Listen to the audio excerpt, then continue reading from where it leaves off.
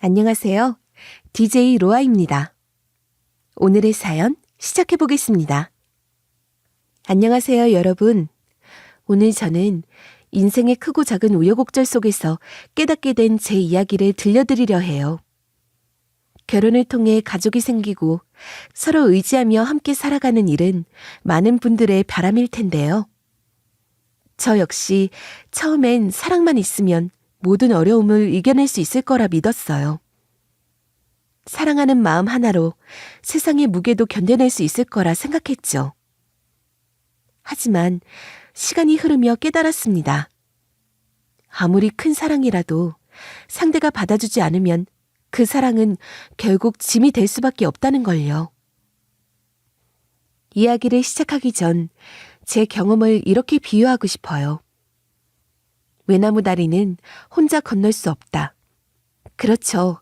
서로 손을 맞잡고 건너야 안전하게 나아갈 수 있는 법이죠. 결혼도 가족도 결국은 서로의 손을 맞잡아주는 과정이라고 생각해요.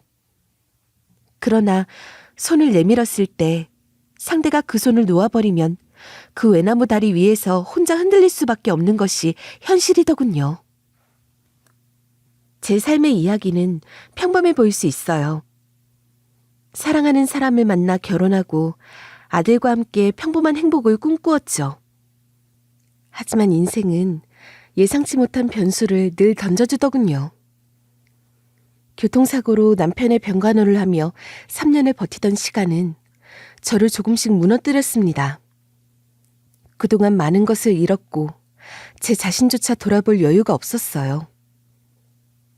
누구나 한 번쯤은 속으로 이런 질문을 해보지 않았을까요? 나는 지금 누구를 위해 살고 있는 걸까?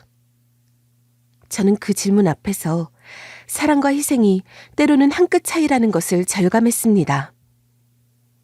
여기서 제가 겪은 이야기는 단순히 시어머니와의 갈등이나 남편의 사고 후 간병에 대한 것이 아니에요. 그보다는 가치라는 것이 얼마나 쉽게 무시될 수 있는지에 대한 이야기입니다. 나를 아끼고 지지해주던 사람들이 하루아침에 돌변하고 나를 평가절하할 때 그 상처는 생각보다 깊이 남아요.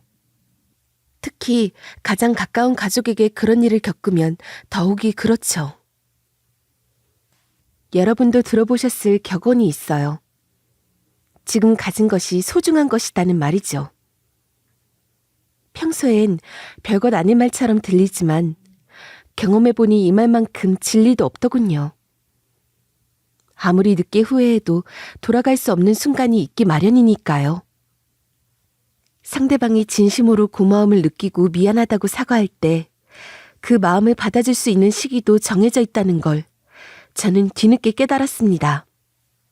지금부터 들려드릴 이야기는 그런 순간들을 지나온 저의 삶입니다. 남편의 사고와 그로 인한 병간호, 시어머니와의 갈등, 그리고 결국 선택하게 된 이혼까지. 나를 잃어가며 살아온 시간 속에서 제 삶을 어떻게 되찾게 되었는지 솔직히 나누어 보려고 합니다. 이야기를 듣는 동안 누군가는 고개를 끄덕이며 공감할 수도 있고 또 누군가는 반대의 시각에서 보실 수도 있겠죠. 그럼에도 제가 이 이야기를 하는 이유는 단 하나입니다. 누군가는 저와 같은 길을 걷고 있을지도 모른다는 생각 때문이에요. 누군가의 공감 속에서 그 길을 조금이라도 덜 외롭게 걸을 수 있다면 제 이야기가 작은 위로가 되기를 바랍니다. 남편과 저는 친구의 소개로 처음 만났는데요. 친구 남자친구의 친구였어요. 다 같이 모여 술이나 한잔하자는 말에 나갔던 자리였죠. 그런데 첫 만남 이후에는 별일 없이 지나갔어요. 그때는 다들 그냥 웃으며 헤어졌거든요. 그런데 인연이라는 게 참 이상하죠. 몇 달이 지나 길을 걷다가 우연히 그 사람을 다시 만난 거예요. 제가 보습학원에서 초등학생들 수학을 가르치고 있었는데 퇴근하던 길에 어떤 사람이 갑자기 제 가방을 낚아채 가더라고요. 너무 갑작스러운 일이라 정신이 하나도 없었어요. 경찰서를 가야 하나 어쩌나 하던 순간 남편이 우연히 지나가던 거예요. 아는 사람을 만나니 그제야 눈물이 왈칵 쏟아지더라고요. 남편이 경찰에 신고도 해주고 저를 다독이며 집까지 바래다 줬어요. 그러면서 자연스럽게 사귀게 된 거죠. 작은 건설사 홍보실에서 일하던 남편과 저는 그렇게 연애를 시작했고 결혼에 이르게 되었습니다.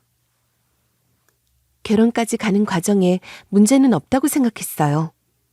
둘 다 모은 돈이 많지 않았지만 부모님께 손 벌리기 싫어했거든요. 물론 그건 저 혼자만의 믿음이었을지도 모르죠.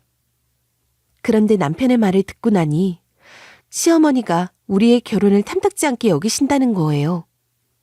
특별한 이유도 없으면서 결혼이 너무 이른 거 아니냐고 하셨대요. 그때 저희는 이미 30을 넘긴 나이였는데 말이죠. 그런 말을 들으니 속상하지 않을 수가 없었어요. 우리 엄마 신경 쓰지 마. 아들이 많아서 그래. 우리 삼형제인데 내가 공부를 제일 못했거든. 형이랑 동생은 다 명문대 나왔잖아. 저는 외동이지만 남편은 삼형제 중 둘째였어요. 첫째 아주버님은 형님과 교사 부부였고 막내 도련님은 대학생이었죠. 그런데 시어머니께 처음 인사드리러 갔을 때 하신 말씀이 남편이 제일 공부를 못했다고 하시더군요. 남편이 서울에 있는 대학을 나왔는데도요. 그런 걸 못한 거라고 하시니 좀 이해가 안 되더라고요. 그래서 시어머니는 저에게도 별 기대가 없다고 대놓고 말씀하셨어요. 며느리 잘 보는 것도 다 아들들 나름이지. 둘째야 우리 집에서 제일 못났으니 너는 그냥 내 말 잘 듣고 따라만 해주면 돼. 알았지? 못나다뇨. 저는 남편이 제일 잘나 보이는데요. 저희 잘 살게요. 지켜봐 주세요. 그때는 시어머니의 말에 어이가 없었지만 가만히 있을 수 없었어요. 그래서 한마디 했죠. 시어머니가 저를 빤히 쳐다보시더라고요. 자기 말에 대답한 게 마음에 안 들었던 거겠죠. 하지만 저는 그렇게라도 말해야 했어요. 시어머니가 제게 선을 넘을 분 같았거든요. 보습학원에서 학부모들을 상대하다 보니 사람 보는 눈이 좀 생겼거든요. 시어머니는 겉으로는 조용한 편이지만 자식들은 자기 손에 쥐고 흔들려는 분 같아 보였어요. 다행히 남편이 시어머니에게 의존적인 편은 아니라 다행이었죠. 그래, 알겠다. 너도 성격 만만치 않구나. 염두에 둘게. 그런데요, 어머니. 저희 아버지가 인천에서 조그만 사업을 하시는데 요즘 일이 바쁘셔서 상견례가 좀 늦어질 것 같아요. 저는 아버지 때문에 상견례가 늦어질까 봐 미리 말씀드린 거예요. 그때 아버지 사업이 어려운 상황이라 너무 바쁘셨거든요. 친정 엄마도 안 계시니 저 혼자 해결할 수밖에 없었죠. 괜찮아. 상견례 한참 후에 해도 돼. 결혼 좀 늦는다고 대수냐? 상견례 뭐 그렇게 번거롭게 해. 그 말에 결혼에 전혀 관심이 없다는 걸 느낄 수 있었어요. 심지어 저희 친정을 은근히 무시하는 느낌까지 들었죠. 결국 아버지가 그 이야기를 들으시고 하루 날짜를 잡아 서울로 올라오셨어요. 아버지는 당신 때문에 제가 결혼을 못할까 걱정되셨다고 하더라고요. 그렇게 우여곡절 끝에 결혼을 했고요. 결혼 후 시어머니가 저를 괴롭히진 않을까 걱정했지만 다행히 결혼과 동시에 아이가 생겨 입덧이 심해 시댁에 잘 가지 못했어요. 얼굴을 볼 일이 줄어드니 마찰도 자연스레 적어졌죠. 그래서 저희 부부는 아기를 복덩이라고 불렀어요. 아들은 무럭무럭 자라서 남편은 아들 바보가 되었고 퇴근하면 집에 와서 아들과 놀기 바빴어요. 그렇게 평화롭게 살 줄 알았는데 영원한 행복이란 없는 걸까요? 아들의 3번째 생일날 남편이 교통사고를 당하고 말았습니다. 오늘 우리 아들 생일인데 망고 케이크 사가려고. 조금만 기다려. 아들이 좋아하는 망고 케이크를 사러 가던 길에 남편이 3중 추돌 사고를 당한 거예요. 가해자가 엑셀의 브레이크로 착각해 후미를 들이받으면서 난 사고였다고 하더군요. 병원에서 전화가 걸려오자마자 저는 정신없이 뛰어갔어요. 수술 중이라는 전광판을 보는데 정신이 아득해지더라고요. 평소 믿지도 않던 신께 간절히 기도까지 했어요. 뒤늦게 시어머니와 시댁 식구들도 도착했어요. 수술이 몇 시간이나 이어졌는데 그 시간이 마치 몇 년처럼 느껴졌죠. 수술이 끝난 후 의사 선생님이 말씀하셨는데요. 다행히 큰 부상은 아니었지만 척추 6번, 7번에 손상이 있어 하반신 마비가 올 수도 있으니 지켜봐야 한다고 했어요. 여보, 힘내요. 나만 두고 가면 안 돼. 우리 아들은 어쩌라고, 응? 일주일 동안 중환자실에서 사경을 헤매다 남편이 깨어났어요. 저는 정말 간절하게 기도했거든요. 제발 눈만 떠달라고요. 문제는 허리 아래 감각이 없다는 거였죠. 며칠 동안 눈앞이 깜깜했어요. 평생 하반신 불구로 살아야 할 남편의 인생을 생각하니 암담했거든요. 그래도 다행히 신경 손상이 아니고 일시적인 마비 상태라고 하더라고요. 그래서 재활 치료가 필요하다는 거였어요. 저는 기쁜 마음으로 어떤 시련이 와도 함께 헤쳐나가겠다고 다짐했어요. 그런데 남편을 돌보는 일이 생각보다 힘에 부치더라고요. 어린 아들까지 있어서 남편이랑 아이를 동시에 돌봐야 했으니까요. 사고 초기엔 남편 신경이 제대로 돌아오지 않아 제가 먹이고 씻기고 다 해야 했어요. 말은 쉽죠. 처음에는 남편 배변을 처리하고 나면 저도 밥이 안 넘어가더라고요. 하지만 제가 안 하면 누가 하겠어요? 아내인 제가 할 수밖에 없었죠. 그렇다고 시댁에서 누가 도와준 것도 아니었어요. 시어머니는 와서 한참 울다 가셨을 뿐이었죠. 물론 남편을 돌보는 건 제 몫이 맞지만 시어머니가 그걸 너무 당연하게 여기는 것 같더라고요. 하루라도 봐줄까 하는 말도 안 했어요. 아니면 간병인을 쓰라며 돈이라도 좀 보태주셨으면 얼마나 좋았을까요? 2년 동안은 사고 보험금으로 생활했지만 시간이 지날수록 그마저도 부족하더라고요. 아이를 돌봐줄 것도 없으니 상주 베이비시터라도 써야 했고요. 그런데 돈이 없었어요. 결혼 후 바로 임신해서 직장을 그만둬서 다시 취업하기도 어려웠어요. 그때 남편이 저를 붙잡더라고요. 곁에 있어달라고요. 병원비와 생활비는 계속 나가는데 수입은 없으니 점점 어려워졌어요. 그때 친정아버지가 전세를 정리하고 서울에 있는 자기 집으로 오라고 하셨어요. 아버지는 인천에서 소규모 건설업을 하셨는데 직원이 회사 돈을 횡령하고 도망가서 고생 중이었거든요. 당장은 돈이 없으니까 우리 집에 와서 있어도 돼. 아버지는 지방 내려가야 해서 집이 비거든. 결국 저는 전세금을 빼서 병원비와 생활비로 썼어요.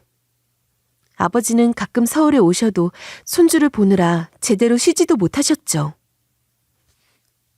2년간의 재활치료는 금전적으로도 정신적으로도 정말 힘들었어요. 보다 못한 친정아버지는 이제 간병인을 두고 제 삶을 돌보라고 하셨죠. 남편 상태가 좋아져 일상으로 돌아갈 준비를 해야 한다고 의사도 말했어요. 그래서 남편이 집으로 돌아오면 직장을 구하기로 결심했어요. 여보, 돈이 필요해서 내가 일하려고. 오전에는 내가 있을 테니 오후에는 요양간호사를 써야겠어. 남편은 미안한지 말없이 고개를 끄덕였어요. 다행히 이제 혼자 화장실에 갈 수 있고 밥도 도와주면 먹을 수 있을 정도가 됐거든요. 제가 24시간 곁에 있는 것도 중요하지만 남편이 돌아올 집도 준비해야 하고 아들 제이도 돌봐야 하더라고요. 이제 5살이라 손이 더 많이 가거든요. 그래서 저는 학원에 다시 나가기로 했어요. 오후 1시부터 7시까지 일하면 오전엔 남편 면회를 가고 밤엔 제이와 함께 잘 수 있었죠. 그때 시어머니에게서 연락이 왔어요. 도련님이 결혼을 계획 중이라면서요. 그게 저랑 무슨 상관인가 싶었는데 급해서 제 일을 며칠만 맡아달라고 했더니 시어머니는 화를 내기 시작하셨어요. 우리 아들 재활해야 하는데 네가 없으면 되니? 직장은 왜 다니니? 다닐 길이나 돼? 어머니, 병원비로 보험금 다 썼어요. 이제는 제 어린이집 비용도 없어요. 그래서 다녀야죠. 오죽하면 저희 전세금을 뺏겠어요? 그동안 연락 한 번 없으시고 관심도 없으셔서 그렇지 저희 정말 힘들었어요. 너는 맨날 남 핑계만 대는구나. 마누라가 간호해야지. 이렇게 밖으로 싸돌아다니는 게 말이 되니? 그 순간 저도 모르게 목소리가 높아졌어요. 아니, 싸돌아다니는 거라뇨. 직장 다니는 게 놀러 다니는 것도 아닌데 말이에요. 어머니, 그러면 돈은 누가 벌어요? 제발 그렇게 말씀하지 마세요. 내가 이래서 없는 집안 며느리는 싫은 거야. 나도 허리가 안 좋아서 아들이 아픈데도 아프단 소리도 못하고 지내는데 네가 일 그만두고 제 일을 돌보면 되잖아. 친정 재산도 없는데 엄마도 없으니 아휴 정말 미치겠다. 이렇게 말씀하시고는 전화를 끊으셨어요. 그 순간 제 눈에 눈물이 핑 돌았어요. 없는 집안이라뇨. 그런 시모는 있는 집안인가요? 신혼집 마련할 때도 시모는 500만 원 보태주시고 아주버님은 300만 원 보태셨죠. 그때 저희 아버지는 없는 돈을 긁어 모아 3천만 원을 보태주셨고요. 그래서 신혼집 전세 명의는 제 이름으로 되어 있어요. 전세금 6천만 원 중 제 돈만 4,500이 들어갔는데 무슨 없는 집안이라고 모진 소리를 하시는 건지 이해가 안 됐어요. 시모는 친정에서 아무것도 도와주지 않았다고 하셨지만 사고 다음 날 친정 아버지가 제 주머니에 300만 원을 넣어주셨어요. 급하게 필요할 때 쓰라고 하시면서요. 그런데 시모는 아무것도 안 도와주신 채로 친정 이야기를 하신 게 정말 미웠어요. 그렇게 저는 혼자 전전긍긍하며 간병과 육아를 병행했어요. 3년이 지나 남편이 어느 정도 회복되어 퇴원을 앞두게 되었을 때는 정말 기뻤어요. 3년간의 병원 생활을 마치고 드디어 집으로 돌아갈 수 있다니요. 남편과 함께 그 기쁨을 나눈 후 친정 아버지에게 전화를 드렸어요. 다음날 아침 일찍 병원으로 오셨죠. 진짜 축하한다. 내 집이지만 너희 집이라고 생각하고 편하게 살아.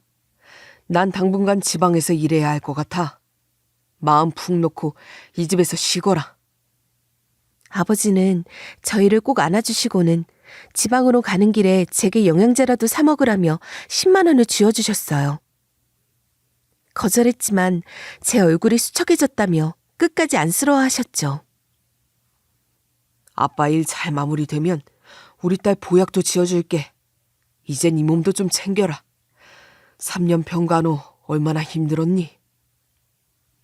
저는 알겠다고 했지만 가슴속에서 뜨거운 무언가가 올라오더라고요. 제 몸을 돌보라고 말해주는 사람은 결국 친정 부모님뿐인가 봅니다. 남편도 자기 퇴원 소식을 시모에게 알리려 했어요. 저는 시모와 대면하기 싫었지만 어쩔 수 없죠. 아니나 다를까 남편 퇴원을 앞두고 시모에게 연락이 왔어요. 손주와 남편도 볼 겸 저희 친정에 오겠다는 거였죠. 남편이 퇴원 준비를 위해 며칠씩 집에서 자고 갔거든요. 저는 일부러 저녁 늦게 오시라고 했어요. 6살이 된 제이는 태권도, 피아노, 미술학원을 다녀야 해서 밤 9시쯤 되어야 집에 들어가거든요. 마침 제가 다니는 보습학원 건물에 이런 학원들이 다 모여 있어서 제이를 돌보는 게 수월했어요.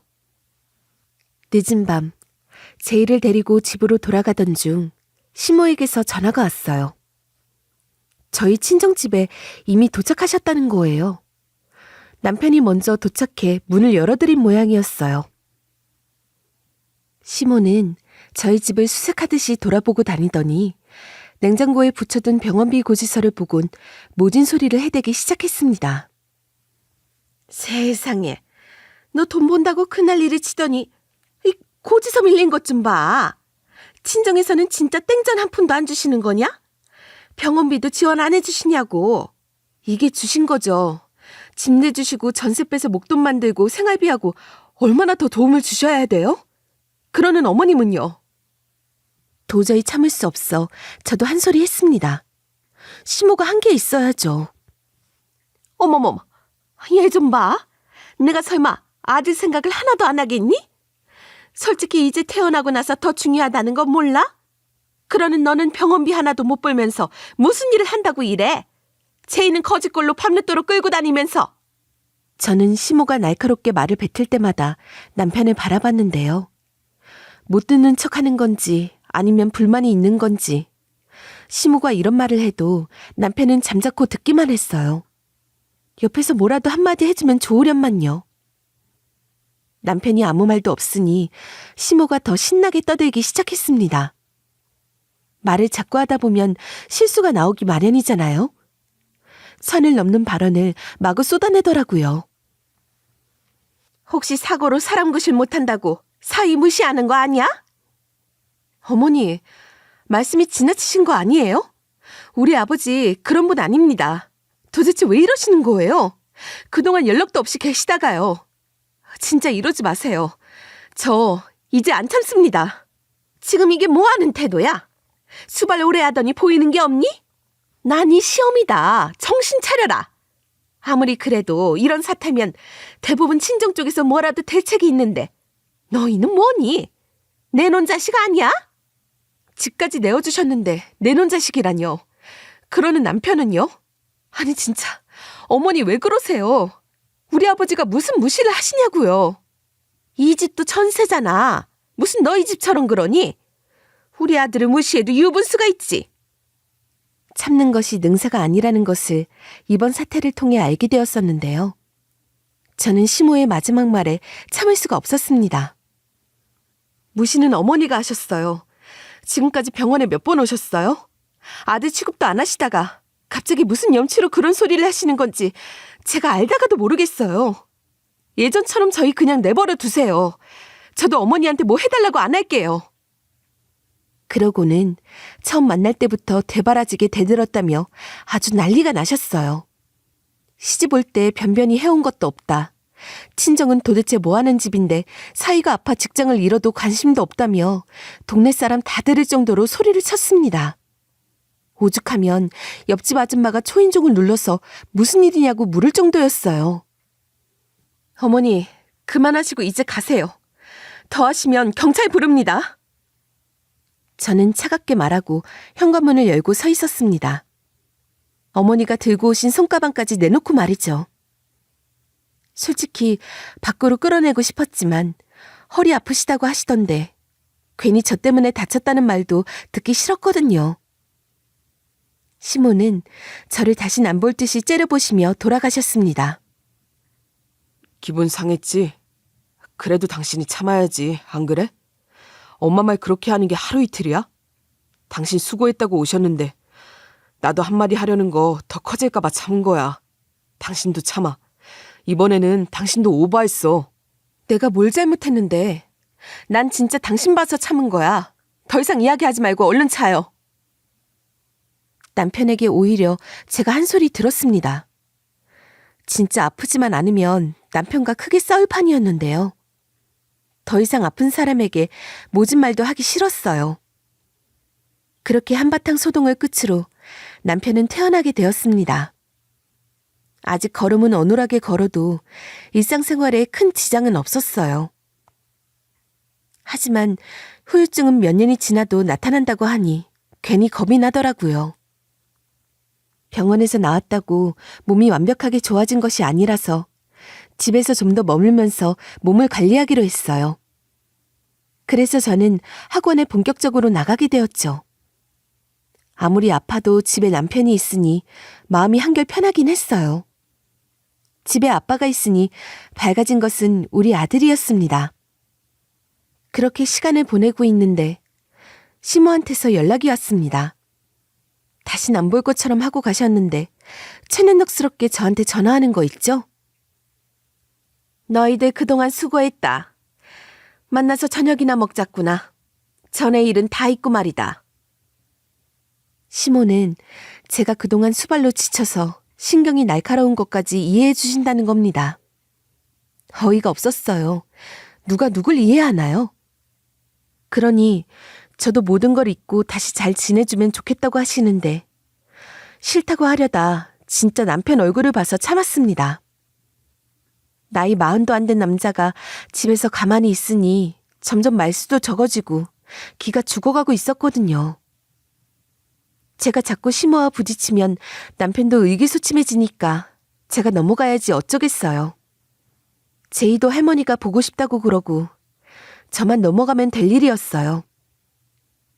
속이 상하는 건 어머니는 저한테 사과 한마디 없으면서 자기 집으로 오라고 했습니다. 그래서 그런지 집에 가겠다는 대답이 나오지 않더라고요. 그래도 제 심정은 이야기해야 했어요.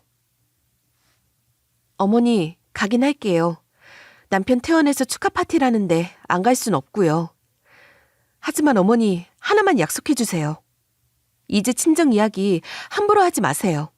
돈이 있니 없니 이런 소리도 마시고 저 무시하는 행동이나 말도 자제 부탁 좀 드릴게요. 제가 이렇게 나오자 수학이 넘어 어머니가 아무 말을 안 하는 겁니다. 이런 건 받아들일 수 없다는 식으로 말이죠. 계속 이야기가 없으면 저도 파티고 뭐고 안 가려고 했습니다. 그때 시모가 말했어요. 그래, 난 무시한 적 없는데 네가 그렇다니 알겠다. 일단 알았으니까 오늘 저녁에 우리 집으로 와라. 내가 널 이해해야지 누가 이해하겠니? 시모가 이렇게 힘들다. 이따 보자. 아니, 이해라니요? 먼저 친정하고 저를 무시한 것은 시모였어요. 말 안 되는 거 아닌가요? 3년간 수발한 며느리에게 할 말은 아니잖아요. 어디 가서 물어봐도 그 정도로 수발한 며느리한테 그렇게 막대하진 않을 겁니다. 게다가 그동안 나 몰라라 해놓고 아들이 괜찮아지니 다시 시모 노릇, 엄마 노릇 하시려는 것도 이상했고요. 하지만 남편은 아닌가 봅니다.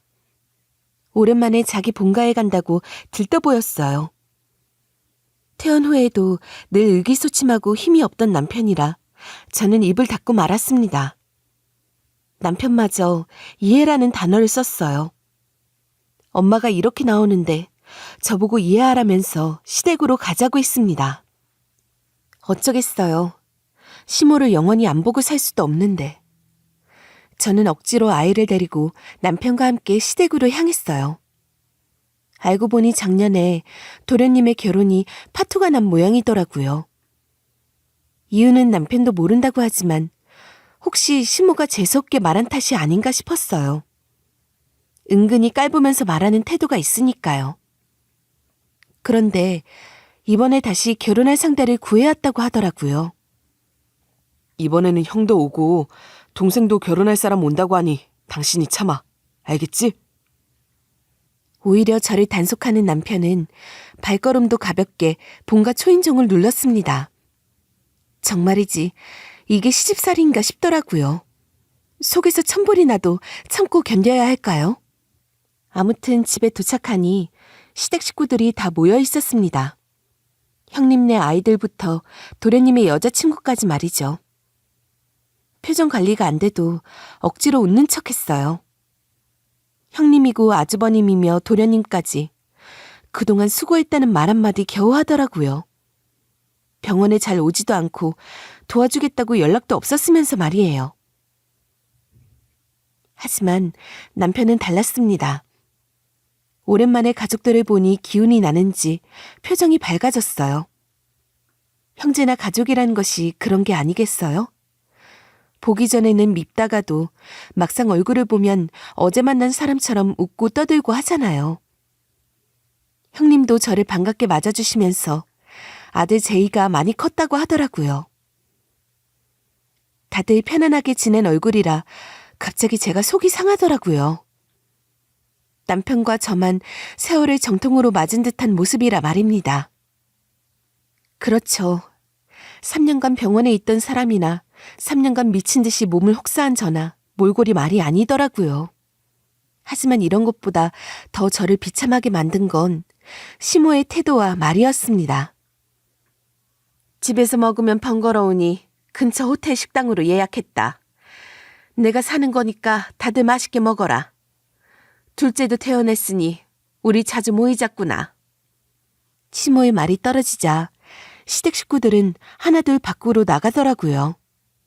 저는 제이에게 화장실을 다녀오라고 말했어요. 저도 갈차비를 서두르자 가족들이 빠져나간 것을 보고서 어머니께서 저에게 다가와 이상한 말을 하기 시작했습니다. 이따 택배 올 거야. 둘째 한약이니까 잘 받아둬라. 병원보다 집에서 관리가 더 중요한 법이야. 애들하고 집 잘 보고. 이렇게 말하고 나가려는 걸 현관 앞에서 제가 막아섰어요. 그게 무슨 말씀이세요? 저는 집에 있으라고요? 호텔이라서 애들은 가기 좀 그래. 제이랑 애들 좀 보고 있어. 첫째네 애들은 중학생이니 학원 숙제도 있고. 아니, 남편 퇴원 축하한다고 모이라 해놓고 저는 안 가도 되나요? 지금 뭐 하시는 거예요? 저는 화가 나서 손발이 다 덜덜 떨리더라고요. 아니, 이게 무슨 행포입니까? 오기 싫은 며느리를 기껏 불러놓고 넌 집이나 지키라고 하다니요. 이렇게 저를 괴롭히려고 부른 건가 싶었는데요. 시모는 제 생각을 알았는지 기함할 소리를 해대기 시작했습니다. 축하 파티에 네가 왜 오니? 네가 뭘 했다고?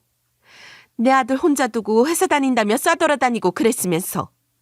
그동안 내 아들이 그 모양이라 나도 아무 말 안 했는데 이젠 아들도 퇴원했으니 너도 며느리 도리 하거라. 오늘은 집에서 애들 보는 게 네 역할이야. 이렇게 말하고 신발을 신고 현관으로 나가버리셨어요. 남편도 뒤따라 나오면서 하는 말에 저는 그제야 제가 3년 동안 가치도 없는 짓을 했구나 싶었습니다. 어차피 가서 이렇게 엄마랑 싸울 거면 그냥 집에 있어. 맛있는 거 시켜 먹으면 되잖아. 나도 불편해. 내가 참으라고 몇 번을 말했니? 진짜 짜증난다, 짜증나. 이렇게 말하고 나가버리는 겁니다. 중요한 것은 남편의 태도였습니다. 남편은 몸이 회복되면 될수록 시모와 가까이 지냈어요. 시모가 남편이 완쾌되면 일자리라도 알아봐준다고 했거든요. 그렇다고 이렇게 간호했던 마누라를 버려두고 혼자 가서 무슨 파티를 한다는 건가요? 제가 기저귀까지 갈아줬는데 이제 와서 불편하다는 소리라니 저는 기가 막혔습니다. 그 길로 제이를 데리고 집으로 돌아왔습니다. 거기에 더 있다가는 머리가 돌아버릴 것만 같았어요. 아이를 겨우 재워놓고 식탁 앞에서 망연자실 앉아 있었습니다. 도대체 어디서부터 잘못된 건지 알 수가 없는 노릇이었어요. 그동안 남편 수발 들면서 짜증 한 번 낸 적이 없었어요. 힘들지 않았기 때문이 아니라 제가 짜증내면 남편이 속상할까봐 참아낸 거였거든요. 그러다 냉장고에 붙여둔 월간 달력이 눈에 들어왔습니다. 그제야 제 처지를 알게 되었어요. 한 달 빼곡하게 남편의 운동, 재활 스케줄, 병원 검진 일정이 적혀 있었어요. 다른 날짜에는 아들의 학원이나 어린이집 스케줄이 적혀 있었죠. 이번 달에 제 생일도 있었지만 저는 표시조차 하지 않았더라고요.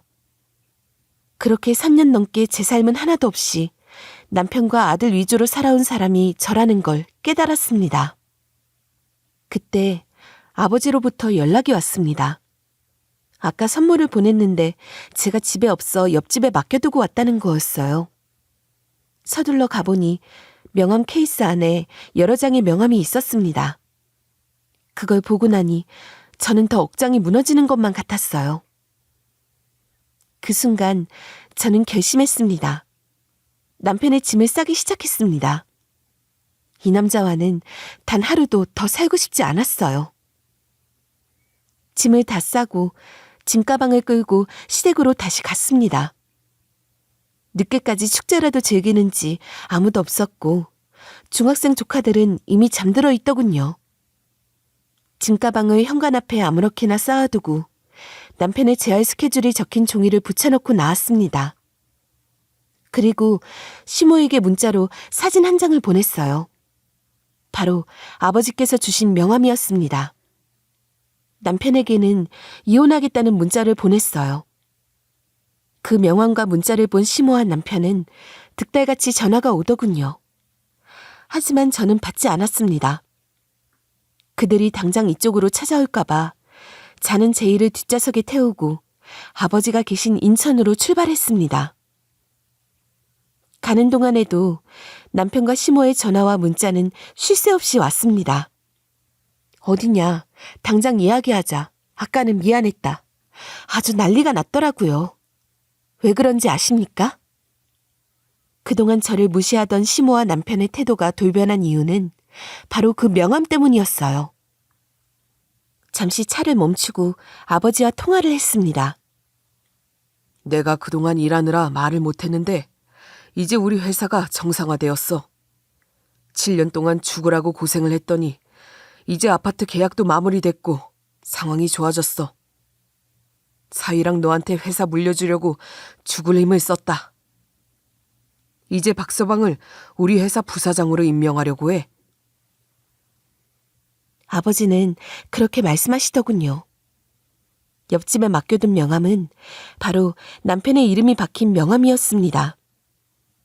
우주건설이라는 회사명 밑에 부사장 박진우라고 적힌 명함이었죠. 심호와 남편이 그걸 봤으니 눈이 뒤집힐만 하죠. 진작 이야기하려고 했는데 깜짝 파티처럼 해주고 싶었어. 박서방이 뭐라고 하니? 전화가 오는데 받을까? 아버지, 그건 차차 의논하고요. 저 지금 아버지 인천집에 거의 다 왔어요. 남편 전화는 받지 마세요. 아시겠죠? 저는 아버지께 남편 전화를 받지 말고 제가 도착할 때까지 기다려달라고 했습니다. 갑자기 차가운 말투로 부탁하니 아버지는 놀라신 듯 했어요. 하지만 알겠다고 하시며 전화를 끊으셨습니다. 남편하고 시모는 지금쯤 어떻게 하고 있을까 생각하니 속이 조금은 시원해졌어요.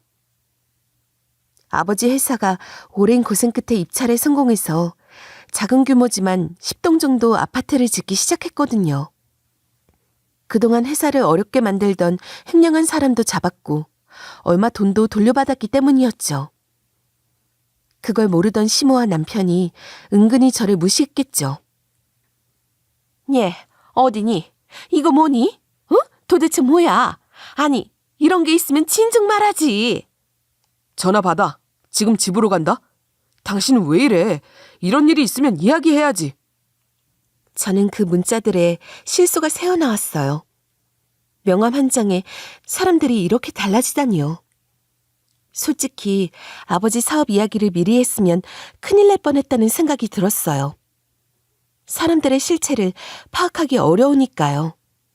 아마 시모 집에 쌓인 자신의 짐을 보고 남편이 뭔가 알아차리길 바랐던 거겠죠. 새벽에 도착하니 아버지가 뜬 눈으로 밤을 보내신 모양이었어요. 사위에게 거의 회사를 물려주려고 했던 아버지였으니 당황스러워하셨죠. 저는 그동안의 이야기를 다 털어놨어요. 아버진 제 손을 잡으시더니 우시더라고요.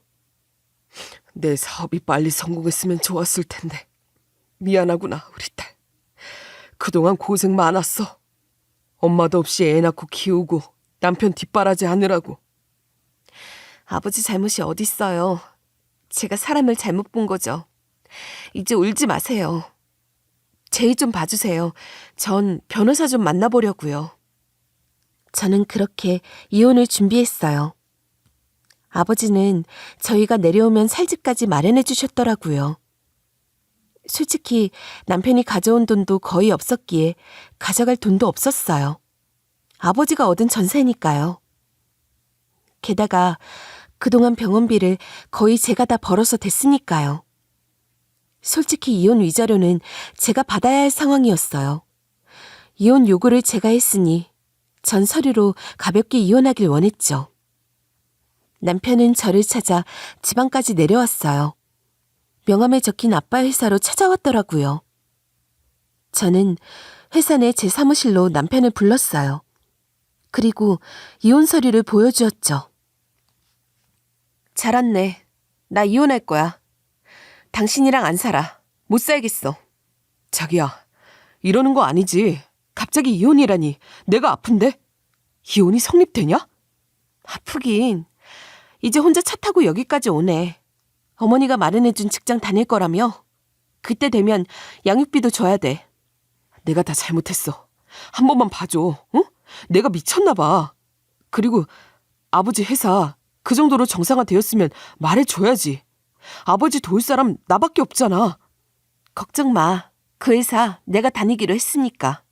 아버지 밑에서 일 배우면 된대. 그리고 이혼 소송하면 병원비 다 받아낼 거야. 좋은 변호사라도 써서 말이야. 남편은 망연자실한 얼굴을 하고 말았어요. 여기 사무실 당신 거였는데 그러게 왜 그랬어? 똥오줌 다 받아준 마누라는 팽개치고 그 축하 파티인지 뭔지 가고 싶었니?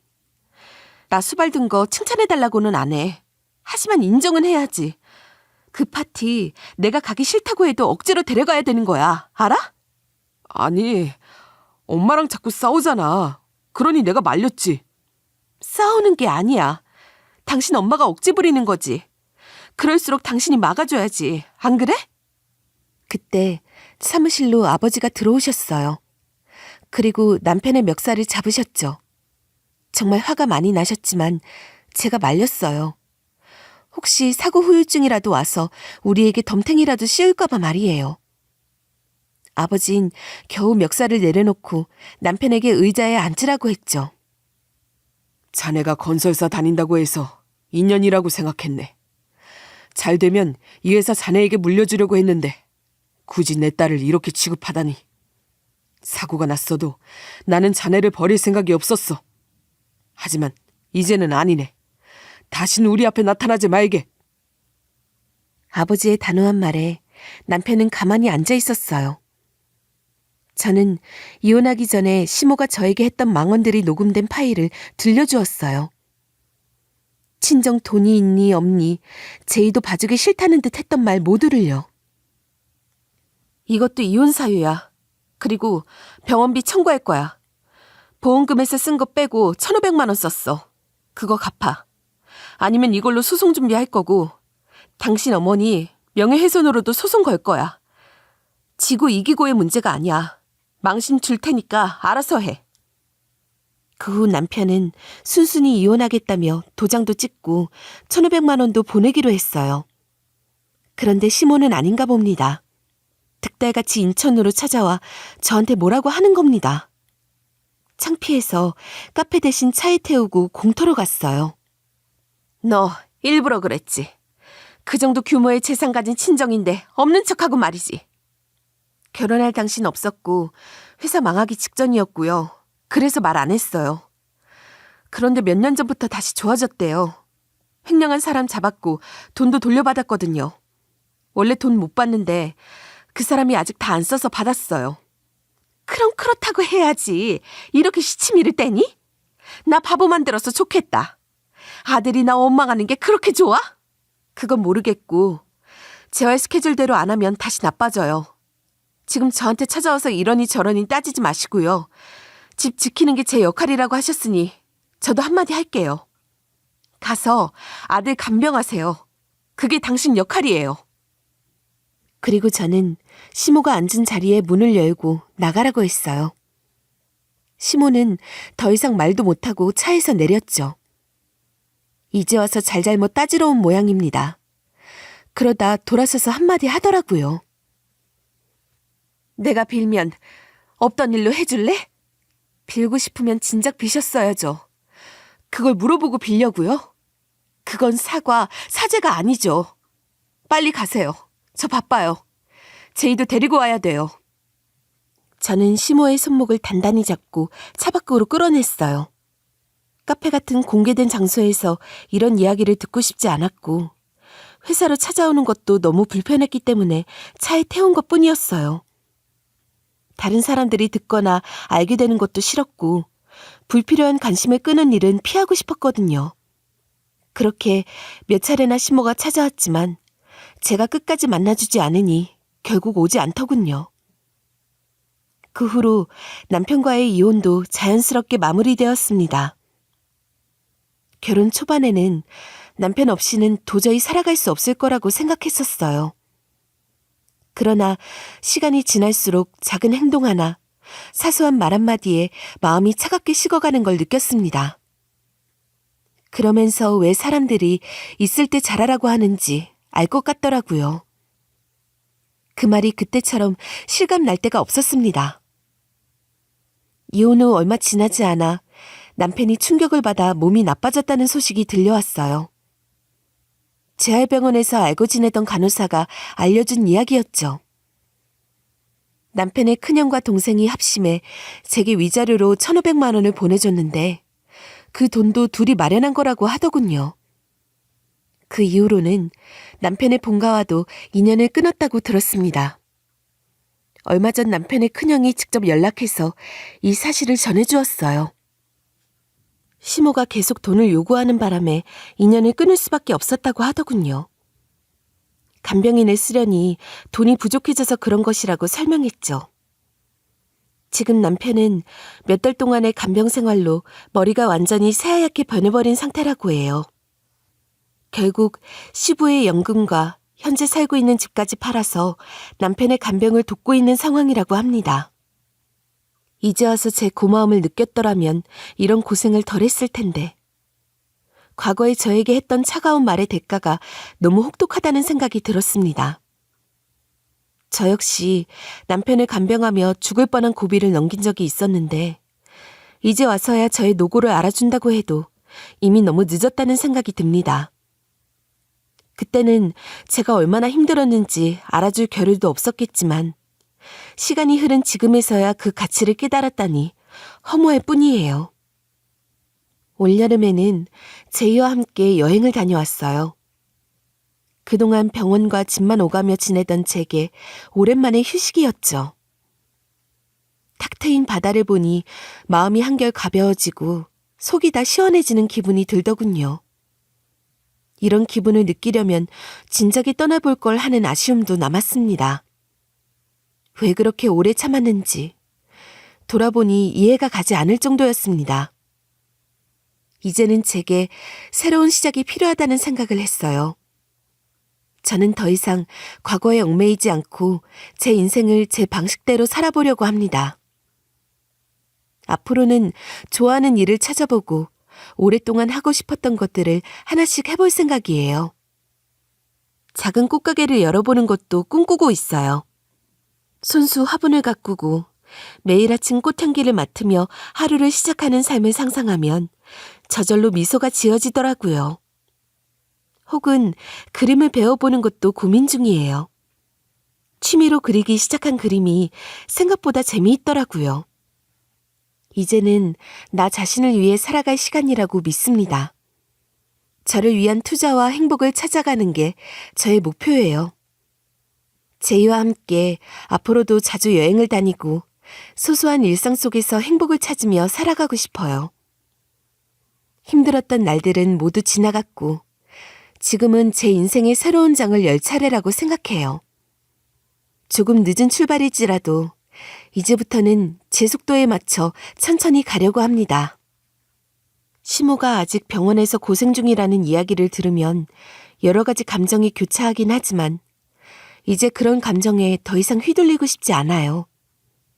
과거의 감정은 이미 저 멀리 흘려보냈고 지금은 오직 제 앞날에만 집중할 생각입니다.